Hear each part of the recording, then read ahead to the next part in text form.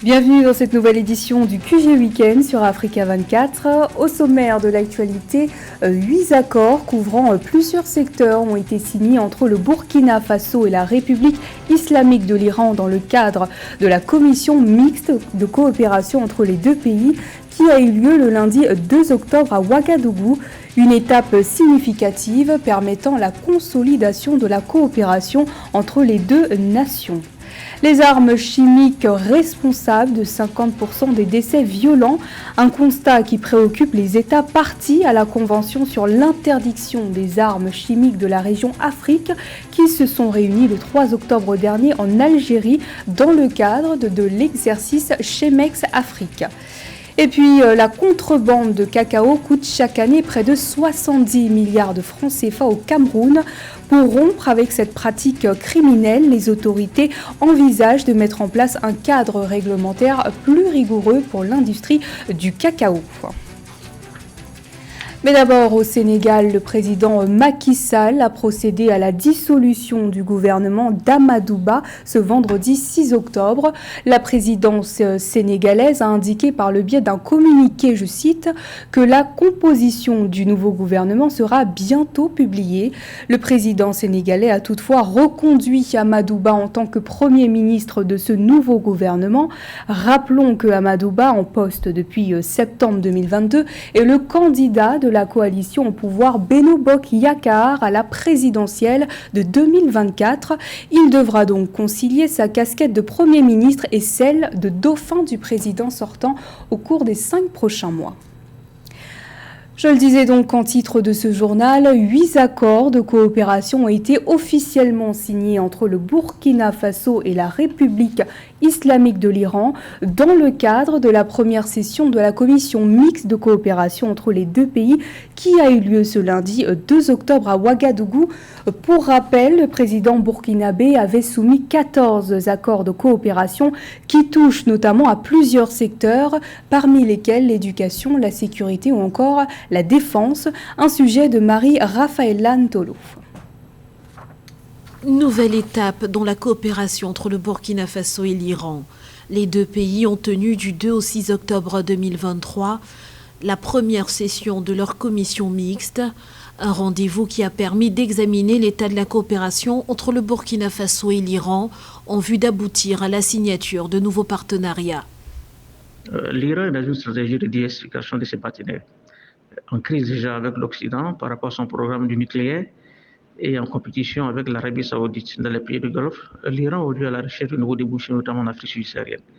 Donc d'importants investissements ont été faits et l'Iran a toutes les chances en raison du fait que ce pays n'a pas un passé colonial comme la France aujourd'hui. Donc l'Iran aujourd'hui est en train de revoir sa stratégie à l'image de l'Inde, de la Chine et d'autres puissances émergentes dans le cadre d'un renforcement de sa présence économique déjà en Afrique de l'Ouest. C'est un total de 14 projets d'accord dans les secteurs de la sécurité et de la défense, de l'agriculture, de la protection civile, de la promotion du commerce ou encore de l'environnement qui a été soumis par le Burkina Faso à la partie iranienne. 8 d'entre eux ont été ratifiés par l'Iran qui se dit déterminé à transmettre ses expériences et ses acquis à ce pays ami. Et nous estimons que les pays du Sahel, qui sont très dépendants aujourd'hui en matière de déficit énergétique, pourront bénéficier de son expertise en réalité. Depuis le début des années 90, beaucoup de bourses d'études dans le cadre de la coopération universitaire ont été déjà envoyées aux pays d'Afrique subsaharienne pour pouvoir renforcer les capacités opérationnelles de leur cadre, notamment à Téhéran. Rappelons qu'un mémorandum de coopération économique, commerciale, culturelle, scientifique et technique entre le Burkina Faso et l'Iran avait été signé le 14 avril 2004. D'après le président iranien Ebrahim Raïssi, les activités de la commission mixte de coopération économique entre l'Iran et le Burkina Faso vont faciliter et accélérer les échanges commerciaux et la coopération bilatérale entre les deux pays. C'est main dans la main que le Mali et le Niger se sont engagés à coopérer dans la lutte contre le terrorisme. Une annonce faite ce jeudi 5 octobre 2023 suite à la visite à Bamako du Premier ministre nigérien Lamine Zen Ali Mahaman. Un engagement matérialisé par la mise en place d'une coopération mixte pour lutter contre le terrorisme au Sahel et qui consolide les relations diplomatiques entre les deux pays qui, pour rappel, se sont renforcées depuis le coup d'État du 26 juillet 2023 contre le président Mohamed Bazoum. La circulation des armes chimiques en Afrique, une situation préoccupante qui a contraint les États parties à la Convention sur l'interdiction des armes chimiques de la région Afrique à se réunir le 3 octobre dernier en Algérie dans le cadre de la journée de l'exercice Chemex Afrique, une initiative qui a pour but de développer l'expertise technique en matière de prévention et d'interdiction des armes chimiques sur le continent. Plus de détails avec Catherine Go. En Afrique, la circulation illicite et l'utilisation des armes légères et de petit calibre concourent au développement de l'insécurité, des conflits et réseaux criminels. De plus, sur le continent, des cas de violation des normes contre l'emploi d'armes chimiques ont été enregistrés au cours de la dernière décennie au Soudan du Sud, en Haïti, au Mali et en République démocratique du Congo. Une situation qui contribue à la dégradation de l'environnement et cause environ 200 000 décès chaque année dans le monde, selon les Nations Unies. Pour pallier le problème, les États partis à la Convention sur l'interdiction des armes chimiques de la région Afrique se sont réunis le 3 octobre en Algérie dans le cadre de la journée VIP de l'exercice Chemex Afrique.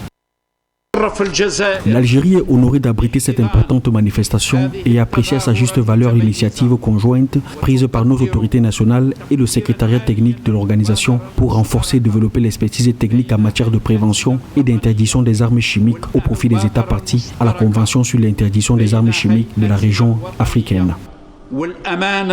À l'origine de plusieurs conflits sur le continent et du décès de plus de 45 000 personnes par an, la circulation illicite des armes préoccupe les gouvernements africains. Ces derniers multiplient les actions de lutte dans le cadre de l'initiative de faire taire les armes d'ici 2020 de l'Union africaine.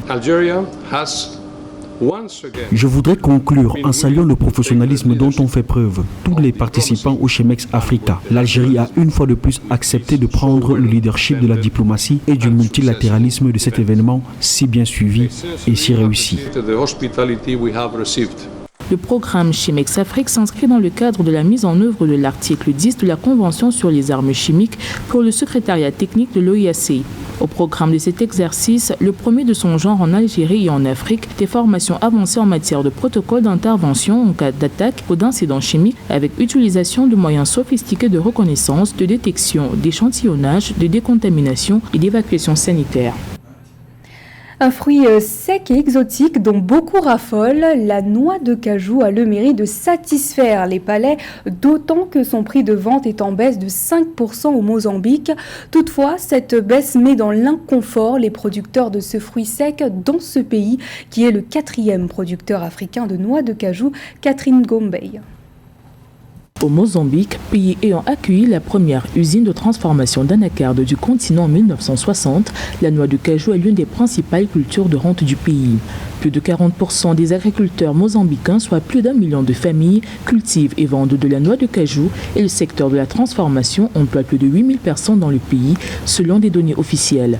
Pour garantir l'équilibre tout au long de la chaîne de valeur de la noix afin qu'il n'y ait pas de segment lésé, les autorités ont fixé le prix de référence du kilogramme de noix de cajou au Mozambique, passé de 37 meticais, soit 57 centimes, à 35 meticais, soit 51 centimes pour la campagne de commercialisation 2023-2024. Ce prix était le consensus atteint entre les producteurs et les acheteurs lors de la pondération de tous les coûts de production et de la marge bénéficiaire fixée à 15%, conformément à la loi mozambicaine.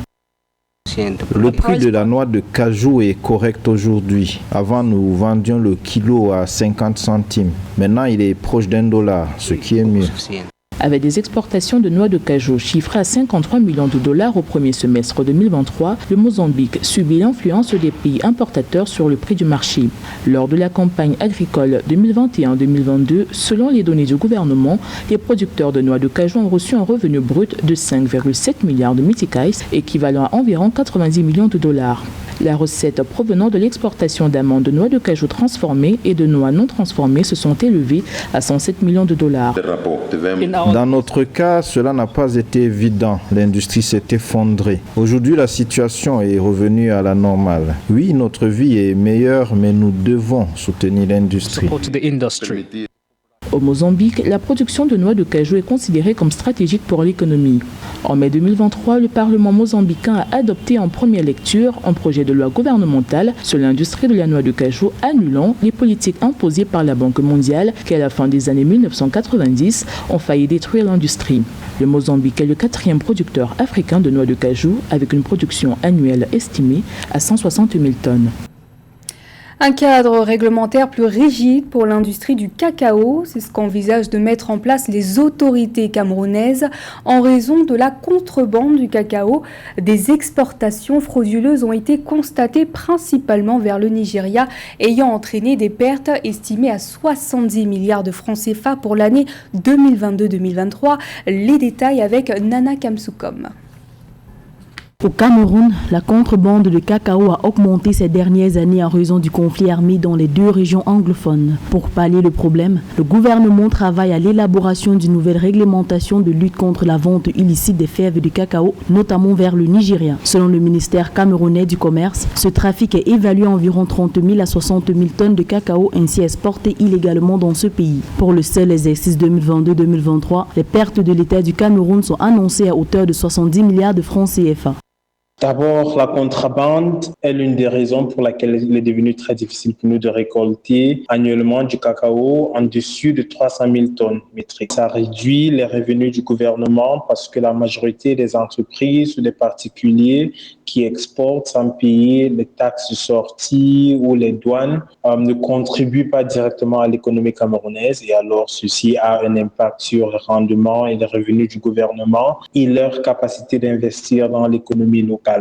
Au lancement de la campagne 2022-2023, les autorités camerounaises ont annoncé la suspension à titre conservatoire et jusqu'à nouvel avis des exportations de cacao vers le Nigeria, la mise en place des checkpoints, la prescription aux autorités administratives des zones cacaoyères, du recensement de tous les points de sortie de cacao par les autorités. Une semaine après la mise en œuvre d'une cargaison de 140 tonnes de cacao, d'une valeur comprise entre 175 et 190,6 millions de francs CFA, qui a été interceptée aux frontières avec le Nigeria. Dans le cadre de sa nouvelle stratégie de contrôle du secteur, le gouvernement a déjà adopté un projet de décret qui définisse les règles précises pour le conditionnement et la commercialisation des haricots. À part ça, le gouvernement a également coupé la taxe de sortie de 10% récemment sur les exportations. Donc, ceci va encourager plus de personnes à se formaliser. Mais heureusement, le gouvernement a réagi à ce problème maintenant. Mais ça, c'est une stratégie qui pouvait être mise en œuvre il y a 2 ans et ça aurait évité tous les problèmes dont nous faisons face maintenant. Le Cameroun, 4e producteur mondial du cacao, n'exporte pas officiellement de fèves vers le Nigeria. Les fèves y sont introduites en contrebande à partir des régions du sud-ouest et du nord-ouest qui représentent ensemble environ 40% de la production de cacao du pays, une pratique ancienne à laquelle le pays entend mettre fin. Et du sport à présent, la 24e édition du Rallye du Maroc se tiendra du 12 au 18 octobre prochain. Plus de 247 véhicules sont inscrits et attendus sur la ligne de départ. Des chiffres qui battent un record d'inscription. Et en tête du classement général, le Qatari Nasser Al-Attiyah, un sujet de José Douglas. La 24e édition du Rallye du Maroc aura lieu du 12 au 18 octobre. 68 véhicules engagés sur le WRC, des T3, T5 motos et quad sont attendus parmi les 247 véhicules inscrits pour les épreuves. Chez les autos, Nasser Al-Attiyah, né à Doha, est confortablement en tête du classement général. Le champion du monde en titre va se présenter en position de favori à sa propre succession. C'est avec beaucoup d'émotion que nous organisons la 24e édition du Rallye du Maroc dans le contexte toujours d'actualité de cicatrisation nationale qui fait suite au tremblement de terre qui a touché une partie de la population marocaine début septembre. J'ai une pensée pour toutes les victimes et leurs familles. Un complexe sportif au sein du collège de Zagora sera inauguré lors du passage de la course en présence du basketteur Ronny Turieff. Tony Parker est aussi attendu au bivouac à Agadir le jour du prologue et 50 000 personnes pour un méga concert. Quant au programme, le 9 octobre, ouverture du parc d'assistance, 10 et 11 octobre, test privé, 11 et 12 octobre, vérification administrative et technique, 13 octobre, prologue à Agadir, 109 km, visite de Tony Parker au bivouac et concert gratuit. 14 octobre, première étape, Agadir-Zagora, avec une liaison de 397 km et une spéciale de 324 km. 18 octobre, cinquième et dernière étape, Merzouga, 152 km et le soir, remise des prix. Le parcours de cette édition tel que je l'avais dessiné est maintenu dans sa totalité. Je remercie énormément notre pays hôte et sa population qui nous permettent d'organiser cette nouvelle édition du Rallye du Maroc. C'est une fierté d'accueillir un plateau aussi étoffé et c'est aussi une responsabilité à l'égard des concurrents, mais aussi des lieux et de leurs habitants. Comme chaque année, nous allons tout mettre en œuvre pour être à la hauteur de ces enjeux. Comme chaque année, le Rallye du Maroc et ses partenaires majeurs réalisent ensemble des actions concrètes à destination de tous les Marocains pour que le rallye soit celui de toute la nation. Après le séisme, 300 kilos de médicaments ont déjà été envoyés par l'organisation au CHU d'Agadir qui s'est chargé de sa répartition auprès des villages sinistrés de la région voisine de Taroudan. C'est la fin de ce journal. Merci de votre fidélité. Dans un instant, retrouvez une nouvelle édition de l'actualité sur Africa 24.